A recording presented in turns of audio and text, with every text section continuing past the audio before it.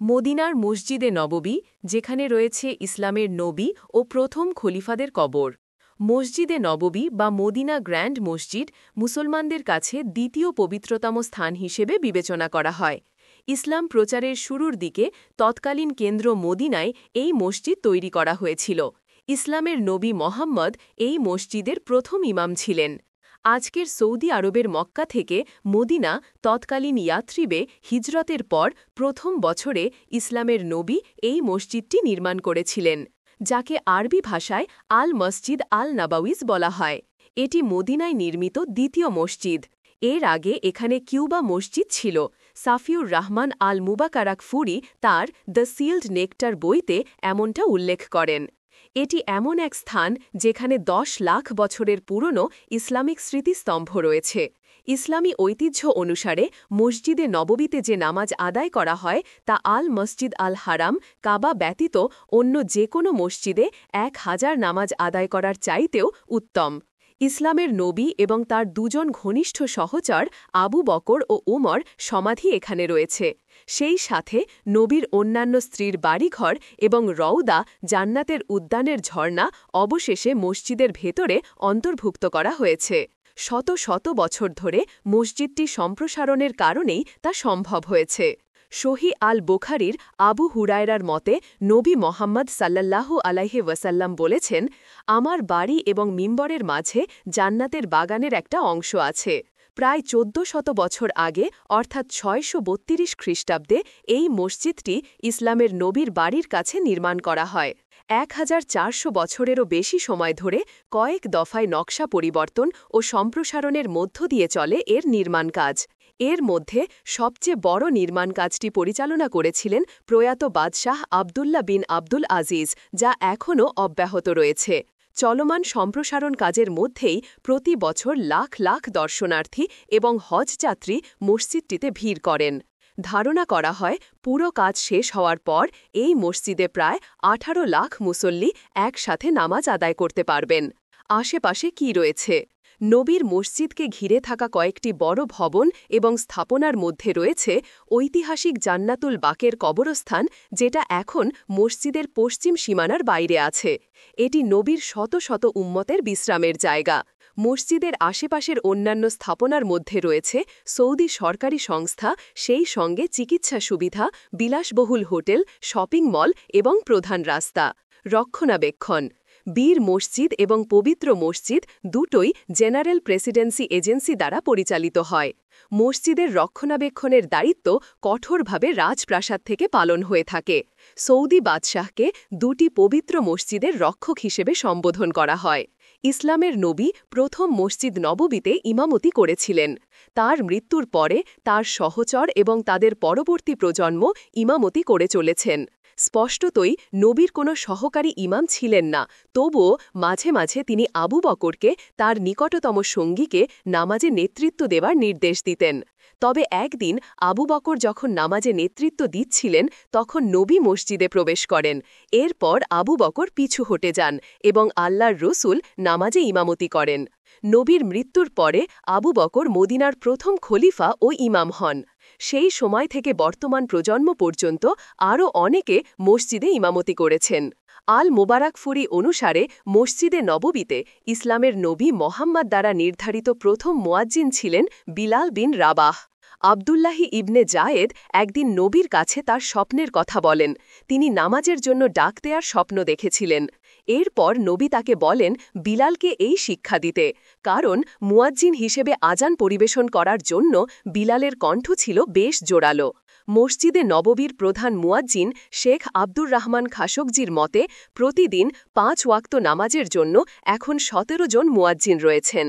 Saudi গেজেটের বরাত দিয়ে আল রিয়াদ পত্রিকা থেকে এই তথ্য জানা গেছে। প্রতিদিন ৩ জন মুয়াজ্জিন মুকাব্বারিয়া থেকে আজান পাঠ করে থাকেন। মুকাব্বারিয়া সেই জায়গা যেখান থেকে মুয়াজ্জিনরা আজানের জন্য আওয়াজ তুলে থাকেন এবং তারা ইমামের পরে পুনরায় তাকবীর পাঠ করেন, যাতে জামাতের সবাই সব স্পষ্ট শুনতে পান।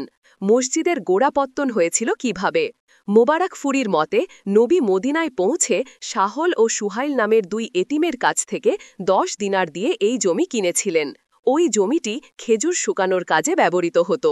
মদিনায় ওই জমিটির ওপর ইসলামের নবীর উট প্রথম এসে দাঁড়ায়। এই মসজিদের নির্মাণ কাজে ইসলামের নবী নিজে অংশ নিয়েছিলেন।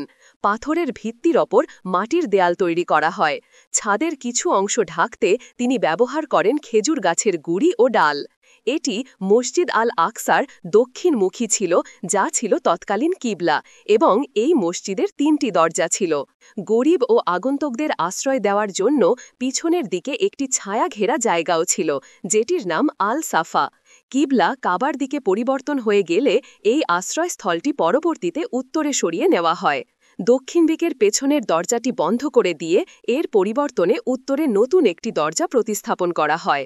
সহচররা যখন নবীকে কাদা দিয়ে ছাদটি লেপন করতে বলেন, তখন নবী তা প্রত্যাখ্যান করেন, বলেছিলেন, না, এটি মূষার মতো একটি ট্রেলিস ছাদ হবে, ফাঁক ফকরওয়ালা ছাদ, যার ভেতরে আলো বাতাস প্রবেশ করে। ৩ বছর পর্যন্ত মসজিদের মেঝে কোনো কিছু দিয়ে ঢাকা ছিল না। মসজিদটির প্রাথমিক পরিধি 1050 বর্গমিটার হলেও হিজরতের 7 বছর পরে নবীর নির্দেশে সেটা বাড়িয়ে 1425 বর্গমিটার করা হয়। সৌন্দর্য: এই ইমারতের প্রায় পুরোটা জুড়ে রয়েছে দুর্দান্ত স্থাপত্য কৌশল, প্রযুক্তি, নির্ভুলতা এবং জাঁকজমক। দূর থেকেও কোনো অতিরঞ্জন ছাড়াই এটি দূরনিবার আবেদনময়।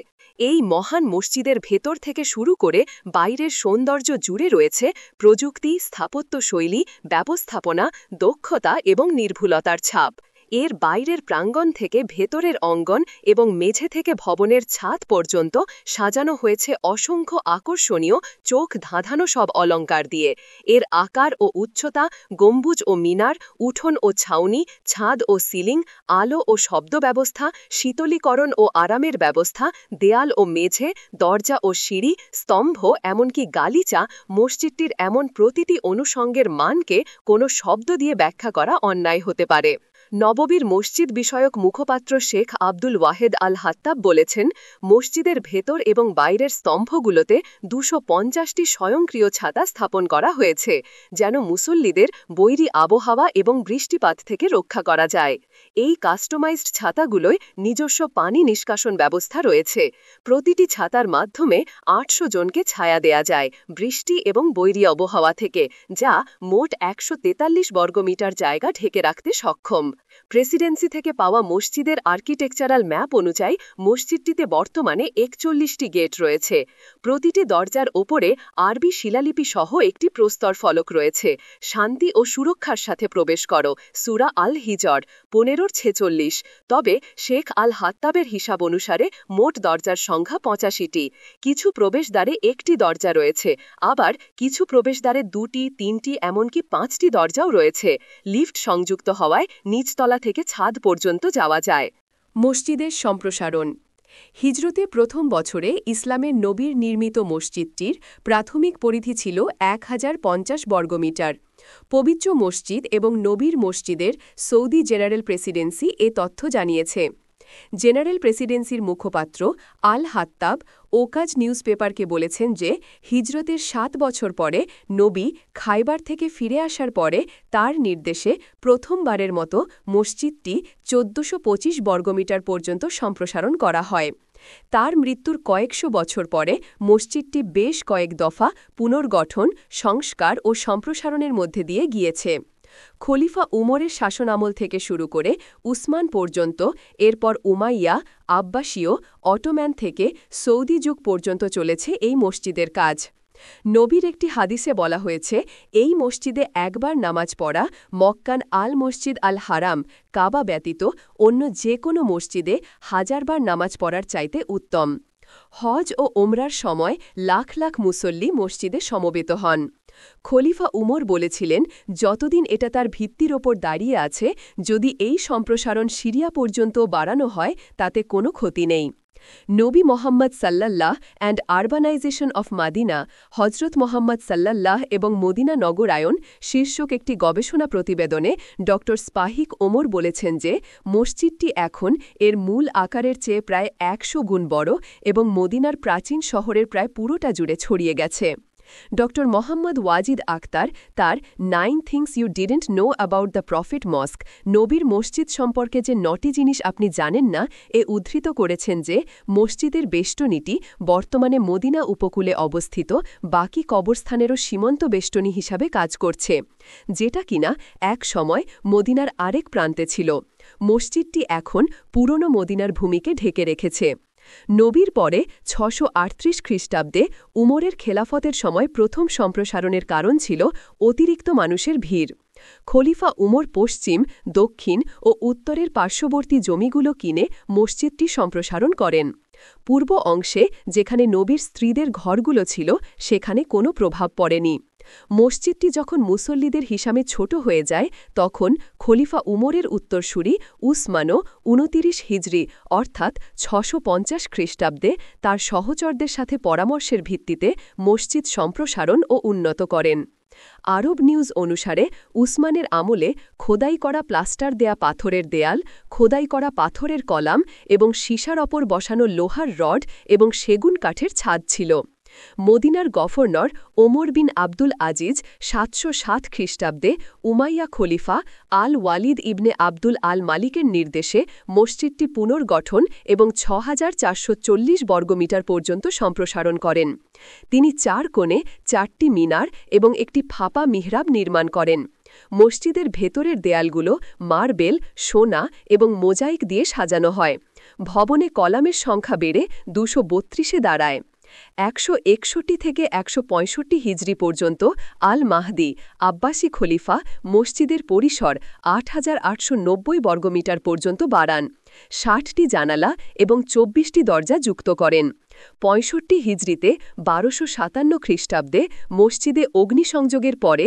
খলিফা আল মুতাসিম এটি পুনর্নির্মাণে সক্রিয় হন তবে তাতার বাহিনী সে সময় বাগদাদ আক্রমণ করার কারণে সেটা সম্ভব হয়নি 65 হিজরিতে তাদের পতন ঘটে মসজিদের সংস্কারটি মামলিক যুগে করা হয়েছিল সে সময় পিতলের কাজ করা কাঠের 4টি প্রধান দরজা ছাড়া বাকি সব দরজা বন্ধ করে দেয়া হয় সুলতান সুলেমান গম্বুজটি মেরামত করেন এবং 974 হিজরিতে ওই গম্বুজের ওপরে নতুন অর্ধচন্দ্র স্থাপন করেন তিনি গম্বুজ এবং মিনারগুলো থেকে মামলিক চাঁদগুলো প্রতিস্থাপন করে তামার ওপর সোনার আস্তর দেয়া অর্ধচন্দ্র স্থাপন করেন 128 হিজরিতে দ্বিতীয় সুলতান মেহমুদের আমলে গম্বুজটি সবুজ রঙে রাঙানো হয় এ কারণে এটি গ্রিন ডোম নামে পরিচিত 1277 হিজরিতে মসজিদ ফাটল দেখা দিলে সুলতান আব্দুল মাজিদ খান এটি পুনর্নির্মাণ শুরু করেন এবং 10,033 বর্গমিটার পর্যন্ত সম্প্রসারণ করেন 5টি দরজা যুক্ত করা হয়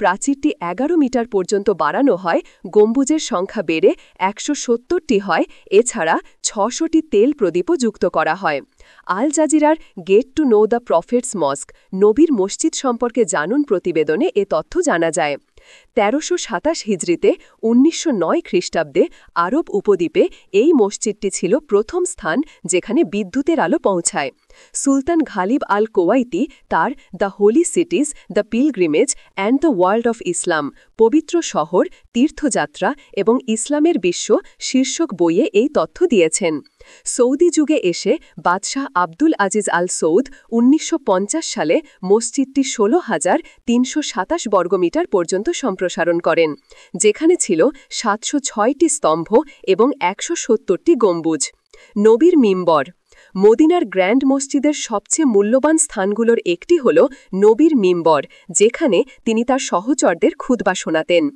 আল মুবারাকফুরির মতে মসজিদের প্রথম মিম্বারটি নির্মাণ করা হয়েছিল খেজুর গাছ দিয়ে এবং তখন 3 ধাপের সিঁড়ি ছিল মুসলমানদের নেতৃত্ব দানকারী সঠিক পথনির্দেশক খলিফারাও তাদের খুতবা দেওয়ার জন্য মিম্বরটি ব্যবহার করতেন আবু বকর ও উমরের খেলাফতের সময় তারা দুজন মিম্বরের দ্বিতীয় ধাপ থেকে তাদের খুতবা প্রদান করতেন উসমান সিঁড়ির প্রথম ধাপ থেকে তার খুতবা প্রদান করতেন পরে তিনি নবীর মতোই তৃতীয় ধাপে অর্থাৎ সবচেয়ে উঁচু ধাপে খুতবা দেওয়া শুরু করেন তবে 886 হিজরিতে মসজিদে ছড়িয়ে পড়া অগ্নিকাণ্ডের কারণে নবীর মিম্বারটি ধ্বংস হয়ে যায় এর ফলশ্রুতিতে শহরের লোকেরা একটি ইটের প্ল্যাটফর্ম তৈরি করে এবং তারপরে মামলুক সুলতান কাইতেব একটি সাদা মার্বেলের প্ল্যাটফর্ম পাঠান মিহরাব মিহরাব হল সেই জায়গা যেখান থেকে ইমাম মুসল্লিদের নামাজের নেতৃত্ব দিয়ে থাকেন। নববী মসজিদে দুটি মিহরাব রয়েছে। প্রথম মিহরাব মসজিদের মূল ভবনের এমন এক জায়গায় যেখান থেকে ইসলামের নবী নামাজের নেতৃত্ব দিতেন। এই মিহরাব নবীর মিম্বরের আছে অবস্থিত, যা বর্তমানে আজান দেয়ার স্থান মুকাব্বারিয়ার সাথেই রয়েছে। নবীর মিম্বর পুরো জায়গা জুড়ে রয়েছে। নবী সাধারণত যেদিকে তার পা রাখতেন সেখান থেকে নামাজের ইমামতি করতেন। মসজিদের এক অধিকারী আল আরাবিয়াকে বলেছেন, দ্বিতীয় মিহরাবটি হল উসমানী মিহরাব, যা এখনও ইমামগণ ব্যবহার করছেন। মসজিদটি সম্প্রসারণের সময় উসমানী খেলাফত এটা নির্মাণ করেছিল। ওই বাড়ি সর্বশেষে উত্তর প্রান্ত থেকে মসজিদটি সম্প্রসারণ করা হয়েছিল। তৃতীয় মিহরাবকে সুলেমানি বা আহনাফ মিহরাব বলা হয়, যা সুলতান সুলেমানের নির্দেশে নির্মাণ করা হয়েছিল। তিনি হানাফি ইমাম হিসাবে নামাজের নেতৃত্ব দিতেন, যেখানে মালিকি ইমাম নবীর মিম্বর থেকে নামাজের নেতৃত্ব দেন। আল রৌদা, নবীর মিম্বর ও তার বাড়ির মাঝামাঝি একটি জায়গা রয়েছে। আবু হুরায়রা থেকে বর্ণিত আল বুখারীর হাদিস, ইসলামের নবী মোহাম্মদ বলেছেন, আমার ঘর এবং মিম্বরের মাঝখানে রয়েছে জান্নাতের বাগানের একটি অংশ। রৌদা নারী ও পুরুষ দর্শনার্থীদের জন্য সবসময় খোলা, তবে সেটা পৃথক সময়, যাতে পদদলিত হওয়ার ঘটনা এড়ানো যায়। দর্শনার্থীরা সাধারণত নবীর সমাধিতে সালাম বলে যাওয়ার আগে রৌদায় নফল নামাজ আদায় করেন। নববী মসজিদটির সম্প্রসারণ ও উন্নত হওয়ার সাথে সাথে রৌদা এলাকাটি গালিচা থেকে শুরু করে নানা অলংকার সামগ্রী দিয়ে সাজানো হয়।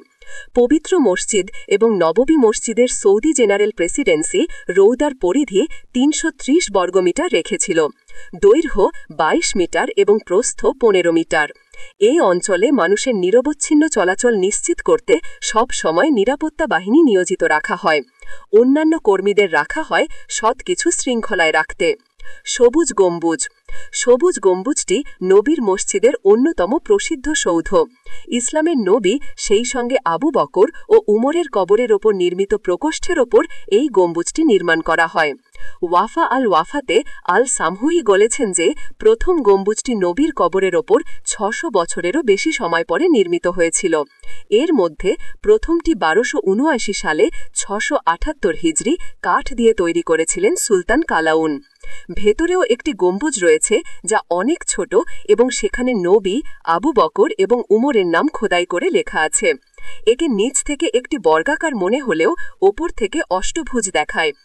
একাধিকবার আগুন লাগার পরে এটি সংস্কার করা হয় এবং অটোম্যান সুলতান গাজী মাহমুদ এটি পুনর্নির্মাণ করেছিলেন, জাজিরা এনসাইক্লোপিডিয়া অনুসারে। গ্রন্থাগার, মসজিদের জেনারেল প্রেসিডেন্সি বলেছে ২৩২২ হিজরিতে মদিনায় আউকাফ তৎকালীন ওবায় মাদানির পরামর্শে গ্রন্থাগারটি প্রতিষ্ঠিত হয়।